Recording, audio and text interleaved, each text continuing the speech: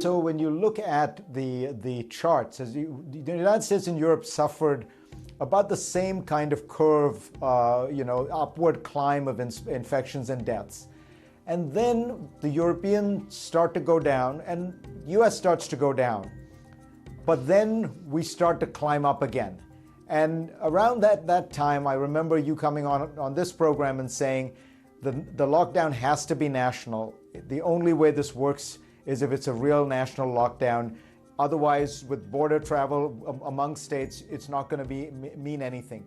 Was that the crucial mistake, that you had that much variation? And isn't the problem that there were parts of the country that felt like they had no infection, they had no outbreak?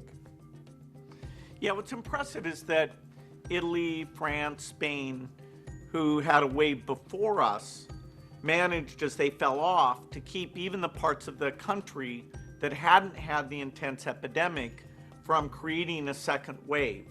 And so it was pretty focal in all of those countries.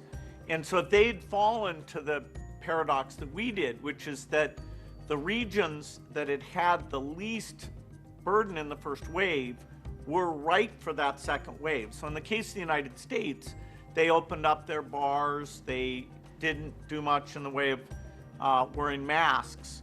And so those areas became this second wave, not a rebound out of New York, New Jersey, but instead those regions. And so that's where Europe and the US are quite different. Our testing, of course, to this day, it's mind-blowing that because you can't get the federal government to improve the testing because they just want to say how great it is. I've said to them, look, have a CDC website that prioritizes who gets tested. That's trivial to do.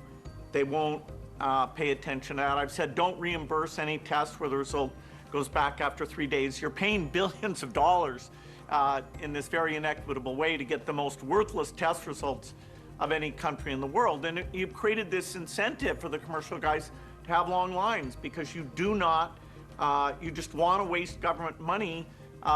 You pay as much for the late result as the timely result. No other country has the testing insanity because they won't talk about fixing it because they think they need to just keep acting like they've done a competent job.